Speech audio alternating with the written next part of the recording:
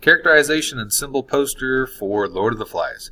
Hello students, this video will help you along with our poster project. My example uses a character from a different story. You will find the textual evidence that characterizes your assigned character. Start in the first chapter and work your way through to the last chapter we have read. You will record the evidence you find in your spiral notebook. Remember to write down the page number for each one.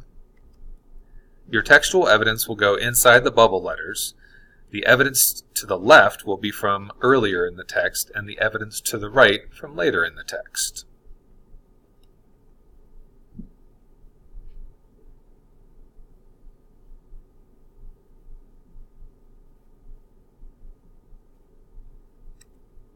Remember to label your evidence with what type of characterization it is.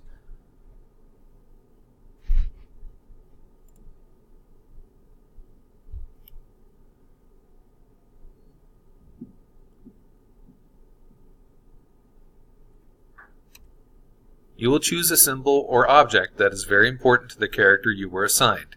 You will find 4 or 5 pieces of textual evidence and fill in the background of your poster. As you can see, my poster is unfinished.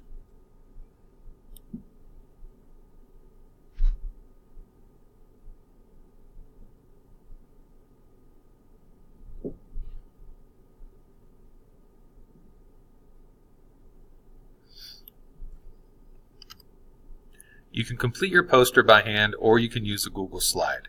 I posted a link on my site to the stencil generator I used for the name. The symbol or object image works best if it is a simpler line drawing. Watch how I put together the basic slide, and good luck.